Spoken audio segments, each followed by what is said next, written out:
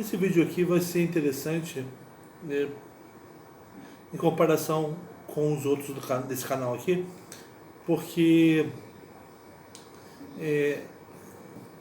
a gente vai chegar num ponto desse livro que a gente tem seguido para contar a história da Grécia Antiga, um ponto em que ele fala das ideias. E aí, esse autor, como fala de história e não fala de mitologia, ele vai mostrar as ideias que fizeram a história andar, né? Então ele vai falar nesse momento de como os homens, como os gregos daquela época, no final da Idade Arcaica, né, no século V a.C., vão começar a pensar que o mundo pode ser conhecido por eles e eles podem interferir no funcionamento do mundo.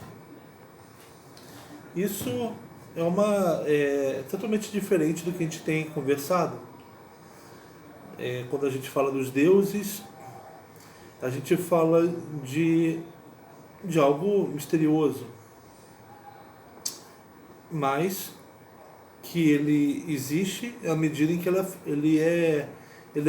são narrativas, né, dos homens. Então, os deuses são misteriosos, são, segundo esse livro aqui, são formas do homem lidar com poderes que ultrapassam ele, né?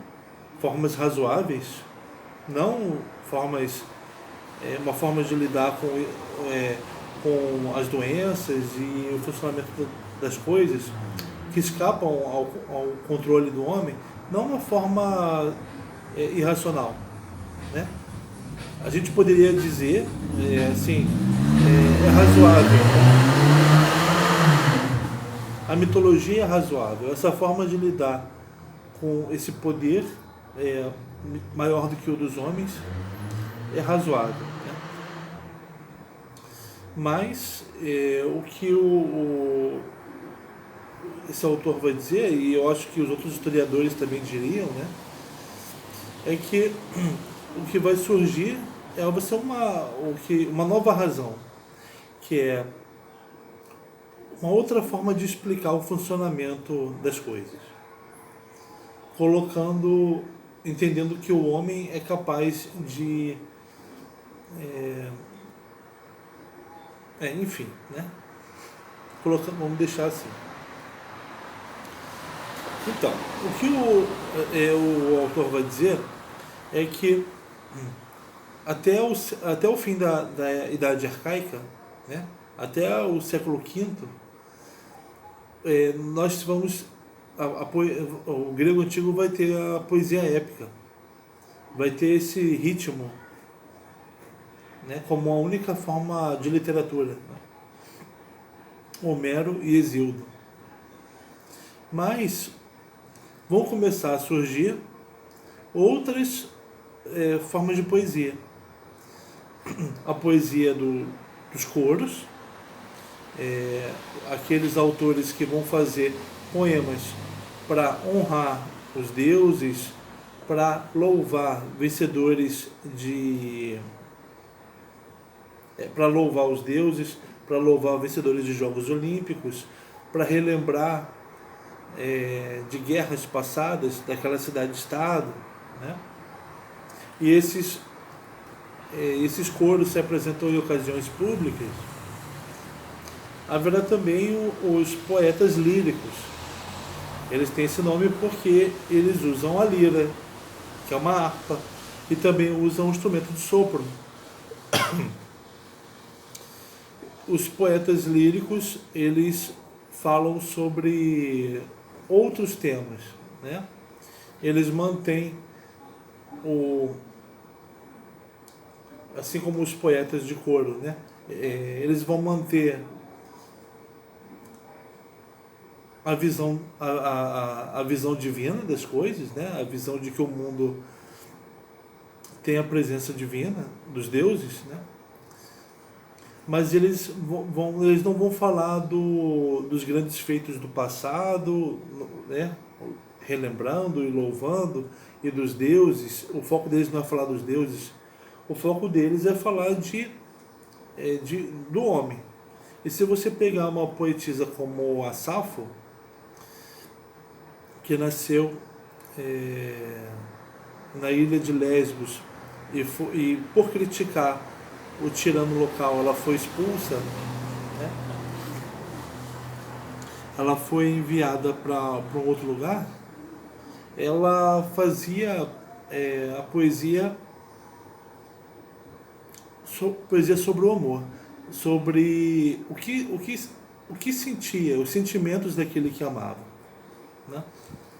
Tem aqui o autor traz alguns trechos dela. Tem um que é muito bonito, que é assim: alguns dizem que é belo, que é bela uma infantaria. Outros dizem que é belo uma frota de barcos. Outros dizem que é bonito uma carreata de cavalos. Mas nada disso é tão bonito quanto aquele a quem se ama, ou aquele a quem uma pessoa ama, o amado. Quando eles falavam de amor, eles falavam do amante e do amado, né? A gente não tem essa distinção, né? A gente entende pouco do amor. Mas então, o amado, ele é a coisa mais bonita de todas. Aquele que é amado por alguém. Esse era o tema da Safo, né? Outro autor de poemas foi Solon. Nós vimos em vídeos anteriores, quando começamos a falar de Atenas, ele foi o reformulador das leis daquela cidade-estado. Ele fez poemas relembrando, falando de eventos atuais, né? E ele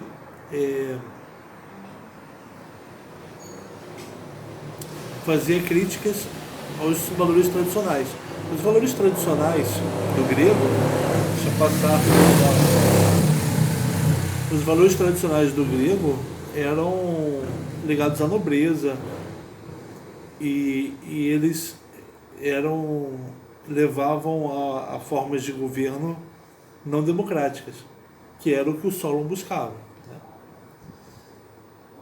Reformular as leis de modo a que elas permitissem a democracia, que para eles, para o grego antigo, é diferente da nossa democracia. A nossa democracia tem a ideia de liberdades individuais. Para eles, a ideia de democracia vem de demos, vem do poder exercido a partir de habitantes de grupos territoriais.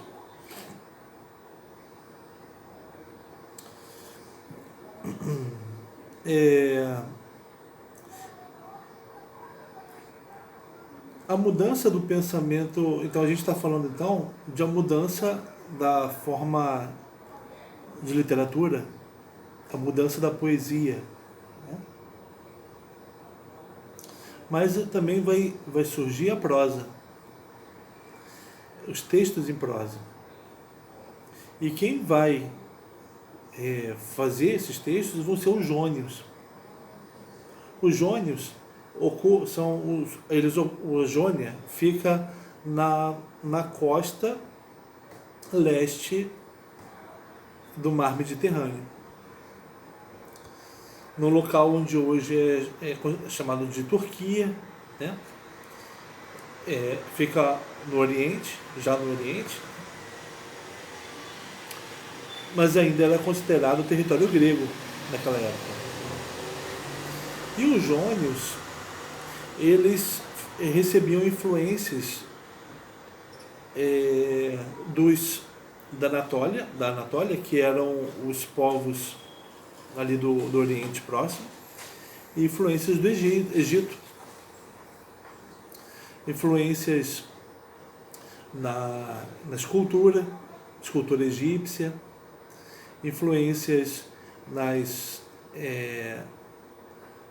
artes, em outras artes, né? Na forma de desenhar plantas e animais em vasos, em navios. Os jônios vão ser influenciados nisso. E também vão ser influenciados pelos babilônios, que tinham um conhecimento sobre os movimentos dos corpos celestes. Um antigo conhecimento a partir da observação dos corpos celestes. Isso vai influenciar os jônios de modo a que se constituam pensadores do mundo físico. Vão ser considerados os primeiros filósofos, esses físicos. Físicos no sentido de, não atual, mas no sentido da physis. A physis era a totalidade material. Então, esses pensadores, eles influenciados pelos babilônios, esses pensadores jônios, eles vão escrever, né, vão desenvolver então a prosa a partir, escrevendo leis do funcionamento dos corpos celestes a partir da observação. Aí então está surgindo o novo critério de verdade. A observação e a razão, baseada então nas evidências e na lógica de causas e efeitos, a partir dessas evidências físicas, essa racionalidade, essa nova razão, vai querer substituir a razão mitológica, que vai ser considerada arbitrária, que vai ser considerada uma forma de entender o mundo como sendo governado, como sendo aleatório ou governado por uma vontade arbitrária. Então aí já os jônios não vão negar a existência dos deuses, mas eles vão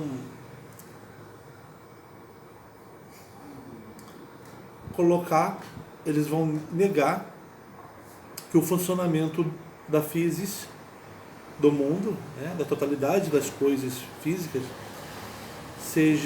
responda a eles. Não, o funcionamento do todo vai ser baseado em leis. E esse todo tudo que é do mundo físico, né?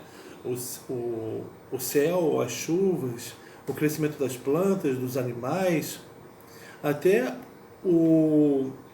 a existência humana, as emoções humanas. Os físicos vão pretender explicar tudo isso.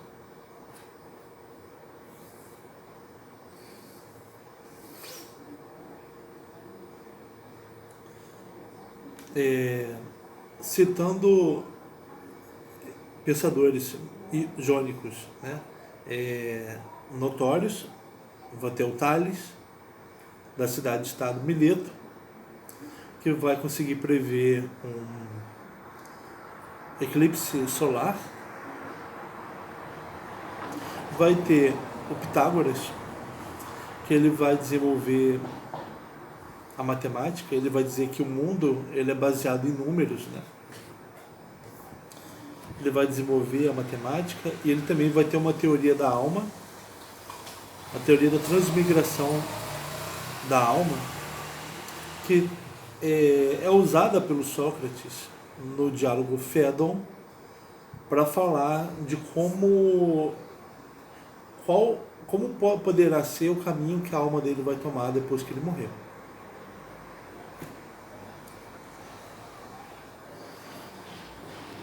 Porque o que o Sócrates apresenta falam para ele, Sócrates, né? Você então vai aceitar a sua condenação, vai ingerir o veneno que vão te dar, né? Não vai tentar fugir. E você? E está assim, tranquilo? Não tem medo? Não está com medo de morrer? Sócrates, não.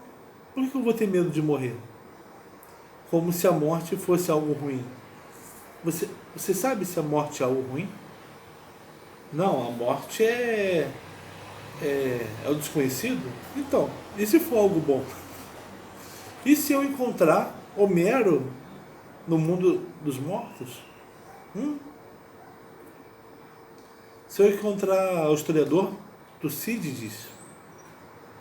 Que maravilha! Olha, a alma, depois que deixa o corpo, ela passa pelo mundo dos mortos, mas depois existem os ciclos de reencarnação. Né? Aí vem a teoria que Sócrates apresenta da transmigração das almas, que ele aprendeu dos pitagóricos.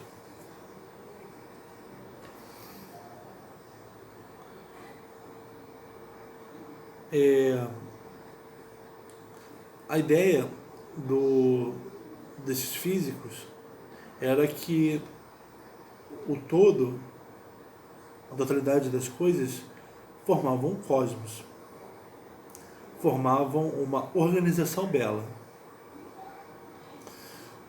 O que a gente viu no Hesíodo, a gente viu uma cosmogonia, que é a gênese do todo,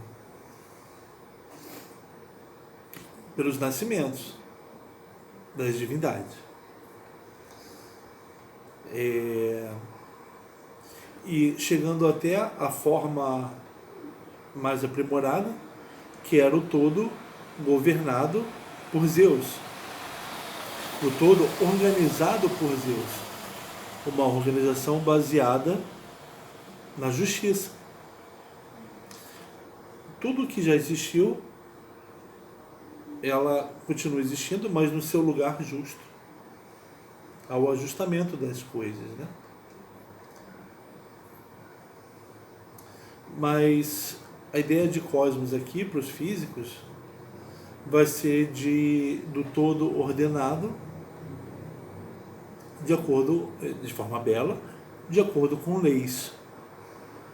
De acordo com leis que dizem das regularidades das coisas. Né? Não vai ser mais baseado numa vontade superior que busca a justiça. Vai ser baseado em leis, em coisas calculadas, programações.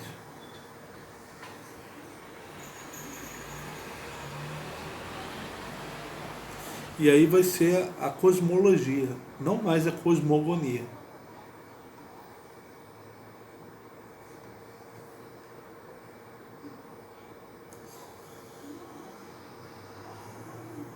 Vai ter inclusive um pensador da Jônia que vai dizer que os deuses homéricos são como se fossem homens, falhos como os homens, com a diferença de que são imortais. Eles existem, mas eles não são, eles não dão o funcionamento das coisas, né? E outra coisa que ele rejeitava é a aparência humana que Homero e Hesíodo davam aos deuses olímpios, né?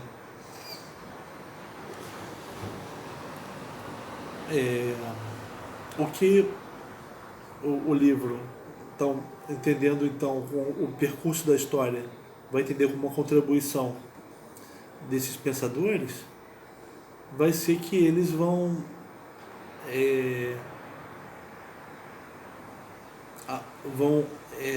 dar vazão à ideia de que o homem ele pode conhecer o mundo, pode ter um conhecimento, ele pode criar, ele pode ter um discurso baseado em evidências e seguindo uma argumentação lógica para sustentar suas conclusões. Ele pode persuadir o outro. O homem não vai mais persuadir o outro pela autoridade da tradição, onde os mais velhos têm mais poder, né? Ou os mais sábios. Não. O poder agora vai ser da capacidade de persuasão, no que ela tem de, no que ela no que o argumentante argumenta com lógica e baseado em evidências.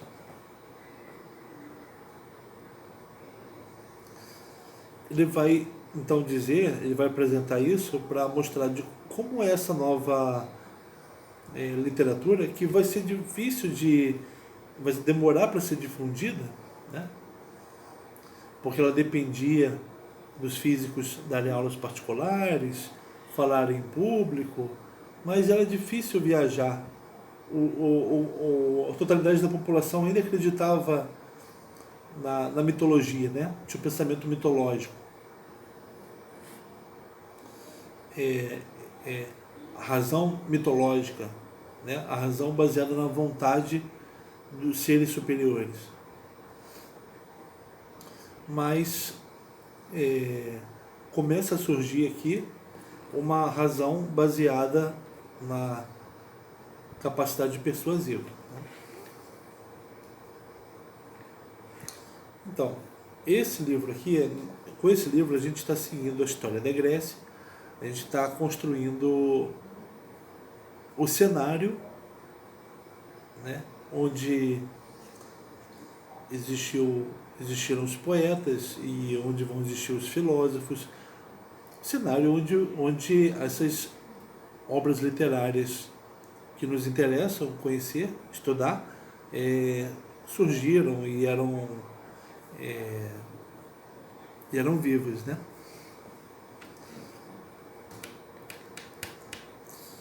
Mas como um livro de história, quer falar